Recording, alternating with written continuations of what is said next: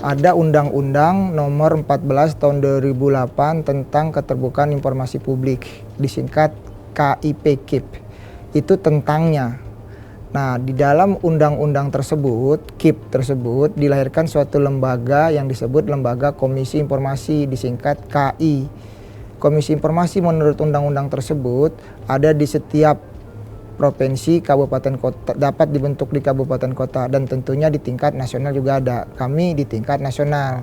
Di tingkat nasional disebut KI Pusat, Komisi Informasi Pusat. Di tingkat provinsi disebut Komisi Informasi Provinsi, dan di tingkat kabupaten kota disebut KI Kabupaten Kota. Nah, itulah kelahiran dari adanya Lembaga Komisi Informasi berdasarkan rujukan Undang-Undang Nomor 14 tentang KIP.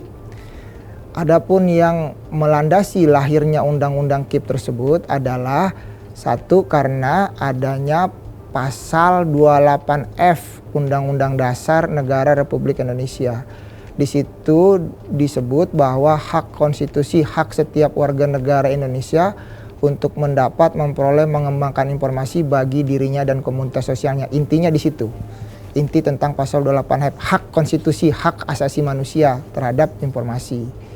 Lalu landasan yang kedua adalah negara Indonesia disebut negara demokrasi. Parameter negara demokrasi kan adanya pemilihan-pemilihan umum, itu salah satu parameter negara demokrasi. Di dalam negara demokrasi, keterbukaan informasi publik adalah suatu keniscayaan. Keterbukaan informasi publik yang kita singkat KIP itu kalau di luar sana itu namanya right to information lah, kurang lebih seperti itu. Nah, dan yang ketiga adalah terwujudnya tata kelola penyelenggaraan pemerintahan yang baik, bersih, efektif, efisien, atau disilakan good governance. Ketiga landasan itulah yang melahirkan adanya Undang-Undang Keterbukaan Informasi Publik, disingkat KIP. Dari undang-undang itu lahirlah Lembaga Komisi Informasi. Lalu apa Komisi Informasi tersebut? Komisi Informasi adalah lembaga independen pelaksana dari Undang-Undang KIP. Yang berikutnya adalah Komisi Informasi menetapkan petunjuk peraturan standar layanan teknis. Kalau dalam bahasa terapannya Perki. Perki itu peraturan Komisi Informasi, tetapi terkait keterbukaan informasi publik.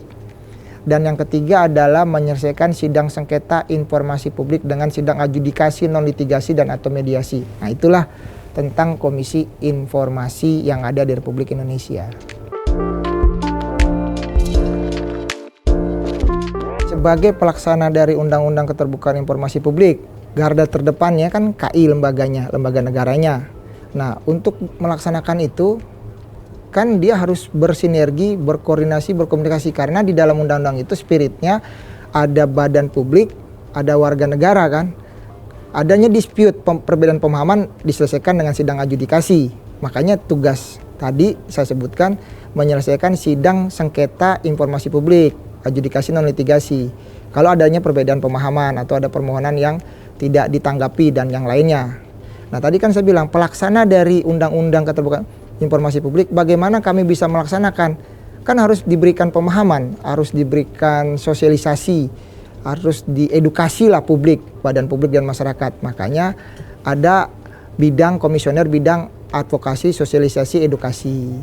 Lalu KI ini kan adalah suatu lembaga negara yang harus berkomunikasi dengan bersinergi dengan kementerian dan lembaga lainnya. Berarti ada hubungan kelembagaan.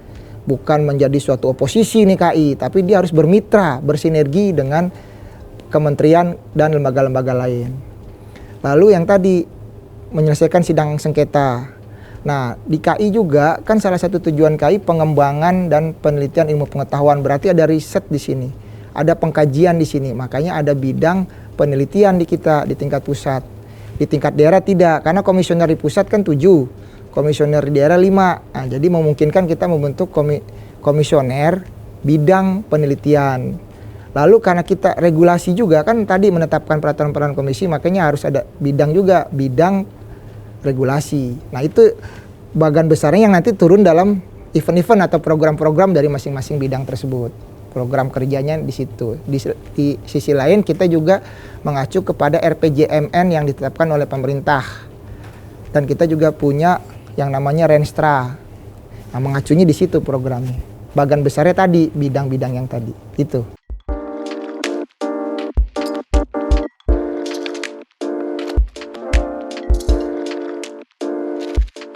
Jadi yang disebut keterbukaan informasi publik itu kan informasi publiknya yang harus diberikan kepada publik.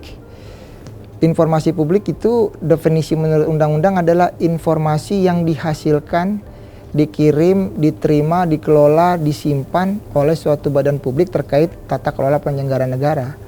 Nah, jadi badan publiknya sendiri, misalkan badan publik apa, kementerian, badan publik BUMN atau badan publik, nah dia yang menghasilkan informasi publik itu sendiri. Nah, informasi itu dihasilkan, setelah dihasilkan dipublikasikan, disampaikan kepada publik melalui media-media atau melalui bahasa undang-undangnya teknologi terkini lah, kan gitu.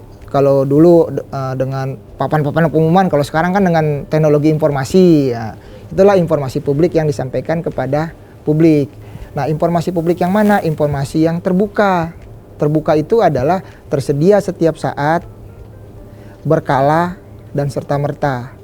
Itu yang dibuka. Tetapi di dalam keterbukaan informasi publik bukan semuanya harus dibuka. Ada yang ditutup atau yang kita istilahkan dikecualikan.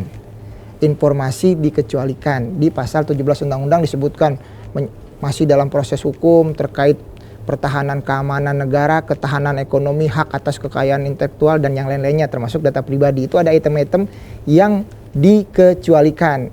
Kalau bahasa umumnya ditutup lah, tidak bisa diakses dengan mudah.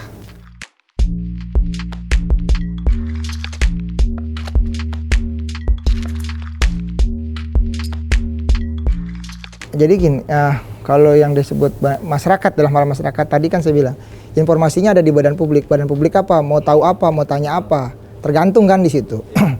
Nah, misalkan ke kementerian, ya menteri apa? Kementerian apa? Kan gitu. Kalau urusan PU, Menteri PU. Urusan keuangan, Kementerian Keuangan. Itu baru kementerian.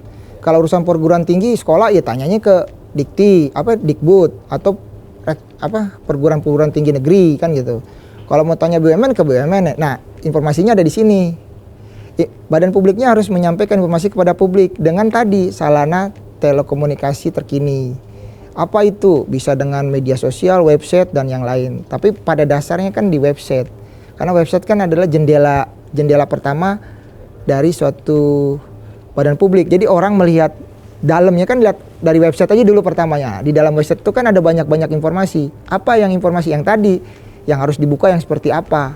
Yang ada yang tadi, yang saya sebutkan, terbuka, tersedia setiap saat, berkala, serta-merta. Di situ terus program-program lainnya. Lalu apa? Kebijakan-kebijakan. Karena yang disebut keterbukaan informasi publik adalah luas ya. Kan tadi saya bilang definisi daripada informasi.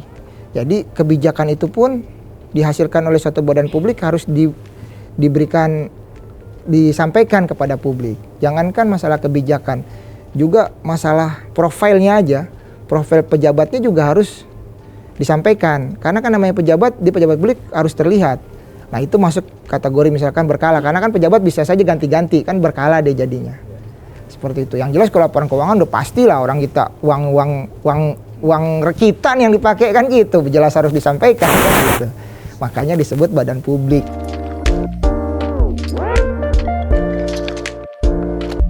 Memang definisi hierarki menurut itu kita tidak ya. Karena cara lahirnya tuh kami adalah di tingkat pusat dengan ujungnya tuh setelah tingkat kan melalui fit proper test di DPR, di daerah melalui DPRD. Nah, memang lahirnya dari situ. Nah, hierarkisitas yang dimaksud di sini kan dia tidak hierarki langsung, tetapi dalam penyelesaian sidang sengketa itu hierarki dia. Jadi satu karena perkinya kan satu kan. Perki yang buat tuh hanya Komisi Informasi Pusat Nasional, diikutin oleh daerah-daerah. Karena perki itu kan hukumnya mengikat.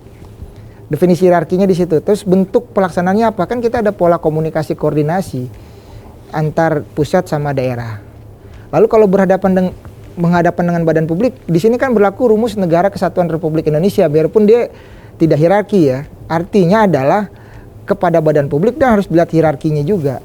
Memang secara internal kami, itu hanya internal kami aja yang tidak hierarki. Tetapi dalam pola pelaksanaan dan pola di lapangan, pasti ada komunikasi dan koordinasi antara kabupaten ke provinsi, antara provinsi ke pusat.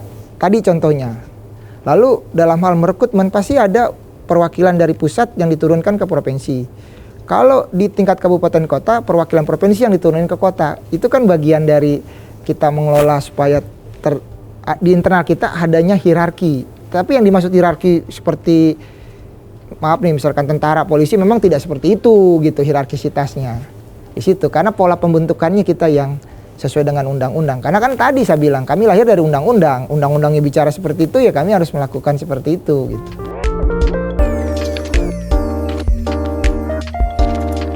Untuk menjawab itu kita harus pakai basis parameter ya, indikator. Jadi yang kita pakai, yang resmi kita pakai itu namanya monitoring dan evaluasi, disingkat MONEV.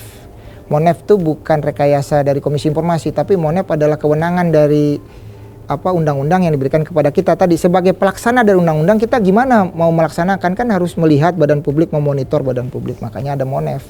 MONEV itu ada di tingkat pusat, provinsi, dan kabupaten kota. Kalau ada kabupaten kotanya, karena kan ada kata dapat KI kabupaten kota. Nah, dengan MONEV itulah kita bisa melihat ada gambaran bahwa pelaksanaan dan dilaksanakan oleh badan publik atau tidak. Kalau di pusat dilihatnya pusat, badan publik pusat, di tingkat provinsi di tingkat provinsi, kan begitu. Nah, dari MONEV itu tergambar bahwa pelaksanaan KIP, keterbukaan informasi publik, yang dilakukan di satu kabupaten, dilakukan di satu provinsi, tergambar, terlihat dari MONEV itu, monitoring evaluasi itu. Nah, hasilnya apa? Beda-beda, tidak seragam setiap provinsi. Ada yang baik sekali, ada yang cukup, kan ada yang di bawah cukup, tidak ada. Kesimpulan di tingkat pusat, ini badan publik kan tingkat pusat, masih banyaknya badan publik di tingkat pusat yang belum melaksanakan keterbukaan informasi publik sesuai undang-undang KIP. Nah, sesuai undang-undang KIP ya, nah, karena kita toolsnya di undang-undang KIP.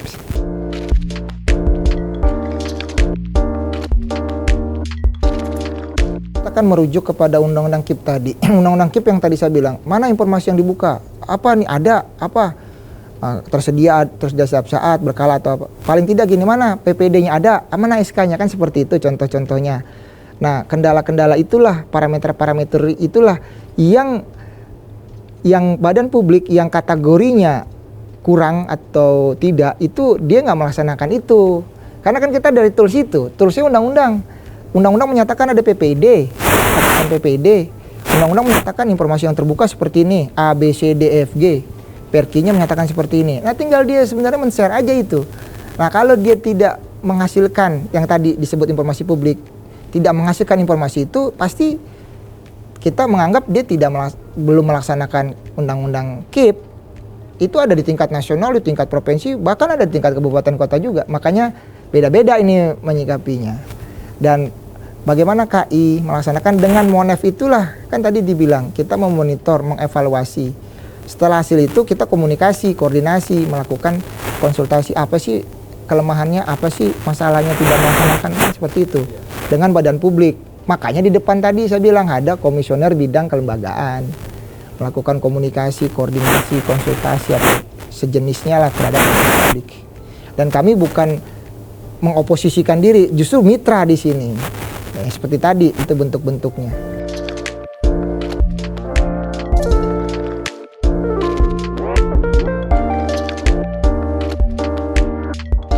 Kami mengacu kepada undang-undang KIP yang tadi. Kalau kitabnya bilang tidak ada reward and punishment, akankah kami melakukan di luar kitab itu? Kan tidak juga. Karena kami lahir kan dari adanya kitab itu, undang-undang. Dengan jelas dan tegas, tidak ada memberikan reward bagi badan publik yang baik atau sangat baik, tidak ada memberikan punishment kepada badan publik yang tidak melaksanakan.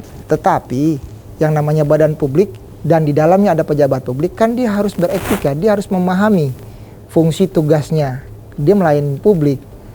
Nah, makanya undang-undang disebutkan kita itu adalah good governance tadi. Dan saya yakin semua pejabat publik pasti setuju dengan good governance. Siapapun akan bilang setuju, tapi pelaksanaannya, indikatornya, parameternya kan harus ada yang menilai independen, itulah KI. Meskipun ada diskusi-diskusi informal ya, kita ngomong kepada badan publik yang bagus, anggarannya bisa dinaikin, atau yang jelek jangan dikasih anggaran, kan nggak bisa juga, karena kewenangan konstitusinya nggak sampai seperti itu. Tapi kewenangan dari konstitusi kita adalah kita melaporkan kepada presiden di tingkat nasional atau wakil presiden dan DPR provinsi, gubernur, wakil gubernur, kan gitu jenjangnya. Nah tinggal eksekutif, kepala eksekutifnya yang menindaklanjutin seperti apa.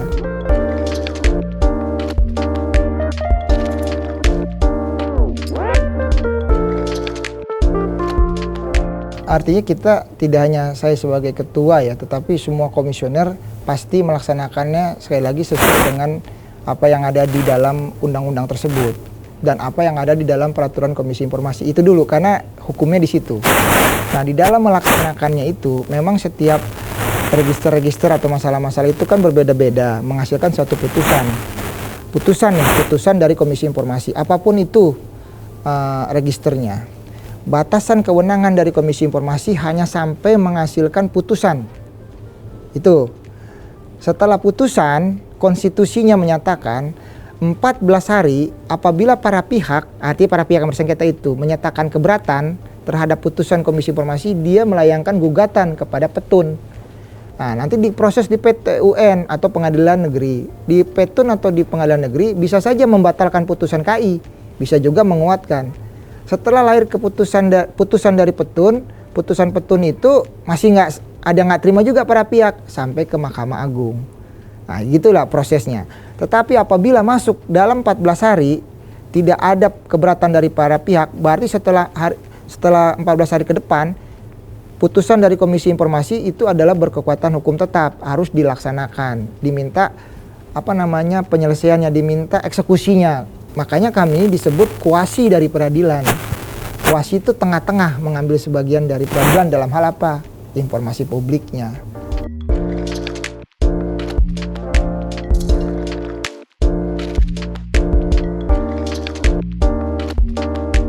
Bisa, tadi saya dibilang di dalam undang-undang itu kan ada badan publik ya, jelas tuh badan publik.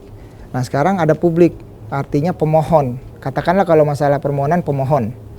Jadi pemohon itu apa? Pemohon itu adalah setiap warga negara. Jadi satu orang pun warga negara bisa. Nggak usah berkelompok. Kalau mau berkelompok silakan.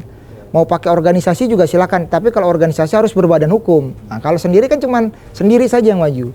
Tadi contohnya meminta permohonan informasi kepada misalkan hal beras ya, kepada misalkan pertanian atau Bulog. Kalau COVID kan kepada Satgas COVID atau yang sekarang ada namanya kan gugus tugas ya, PN atau apa. Terus ke hal keuangan, kepada keuangannya kan luas. Kalau keuangan negara ya jelas, tapi kalau keuangan masing-masing kementerian ya tanyanya ke masing-masing kementerian. Jadi setiap satu orang aja bisa meminta permohonan informasi. Nah pada saat permohonan informasi itu diminta, dia harus melakukan sesuai dengan proses, sesuai dengan prosedur. Ada urutannya, ada proses waktunya. Jadi nggak mudah juga, bukan nggak mudah, artinya nggak sembarangan gitu. Kan ini mau minta permohonan informasi negara pakai KTP, jadi bukan surat kaleng, bukan asal-asalan, ada SOP-nya.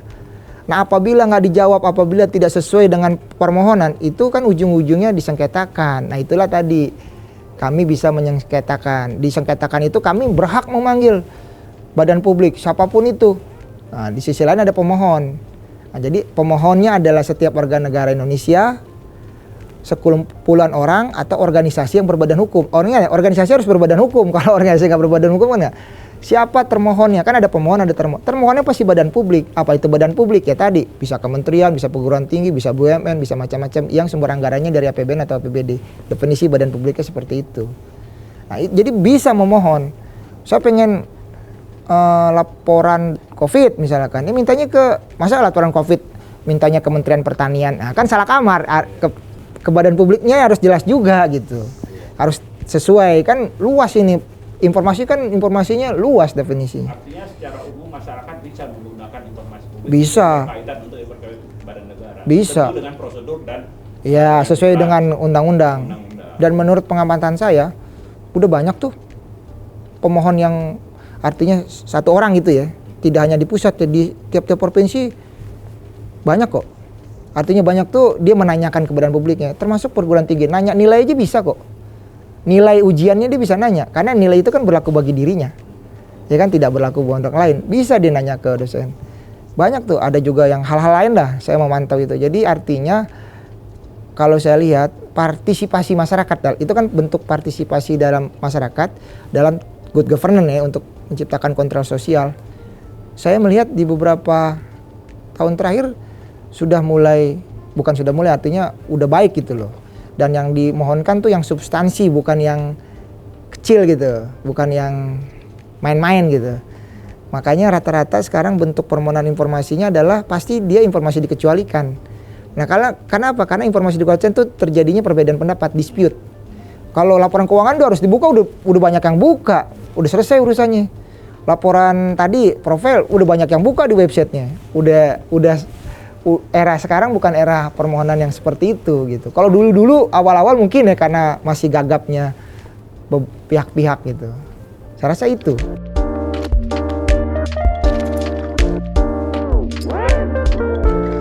Ya, artinya kan kita harus berbasis pada data ya. Oleh karena itu, program kami sekarang yang salah satu program prioritas adalah indeks keterbukaan informasi publik. Disitulah kami ingin melihat indeksnya pakai data. Bagaimana KIP dipahami, dilaksanakan oleh tidak hanya oleh badan publik tetapi oleh semuanya. Itulah kami sedang melakukan indeks keterbukaan informasi publik. Itu salah satu ikhtiar kami untuk melihat, memonitor dalam hal yang luas. Itu kan metodologi ya. Kami melibatkan pakar yang expert ya. Selain pakar di bidangnya, pakar penelitian segala macam, juga beberapa pakar yang pernah melakukan indeks-indeks gitu. Jadi hampir setahun loh kami menguji coba metodologi itu, sehingga baru sekarang, padahal tahun lalu tuh refocusing dan COVID lagi kencang-kencangnya tuh. Sebenarnya kalau nggak ada itu corona udah tahun kemarin tuh kita, tapi ya kita tahu lah tentang pandemi itu. Jadi kita juga agak susah, bukan karena kitanya tidak mau, kitanya udah akhirnya metodologinya saja yang kemarin kita hasilkan, karena kan ya kita kondisi pandemi ya kemarin. Nah sekarang lah baru mulai nih. Mestinya nih udah dari kemarin-kemarin gitu. Harapan saya sih indeks itu kita bisa laksanakan sehingga bisa tergambar tadi pertanyaan masyarakatnya gimana. Kalau saya bilang sih baik aja, tapi kan harus pakai data, harus pakai fakta. Tadi kalau saya bilang kok badan publik ini, karena ada faktanya apa? Monef. Kan itu fakta, monitoring evaluasi ada fakta disampaikan kepada presiden, wakil presiden, dan kepada publik. Nah ini kan indeks ini yang kita bikin untuk melihat secara umum.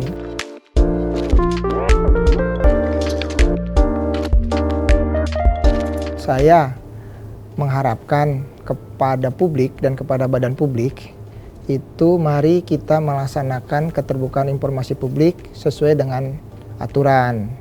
Karena KIP keterbukaan informasi publik itu pada akhirnya meningkatkan kesejahteraan masyarakat, mengurangi kemiskinan. Karena apa? Karena definisi terkini yang disebut kemiskinan menurut Bank Dunia bukan hanya orang tidak bisa bekerja, bukan orang tidak bisa makan, tetapi kemiskinan menurut terminologi terkini adalah orang tidak dapat melakukan sesuatu. Untuk dia dapat melakukan sesuatu yang bermanfaat bagi dirinya, dia butuh informasi. Informasi bisa didapat. Siapa yang nggak punya HP sekarang? Semuanya punya HP. Itu gudangnya informasi. Itulah dari keterbukaan informasi publik tujuan akhirnya. Tujuan akhirnya yang terkini loh, dengan hasil pengkajian pakar-pakar dunia.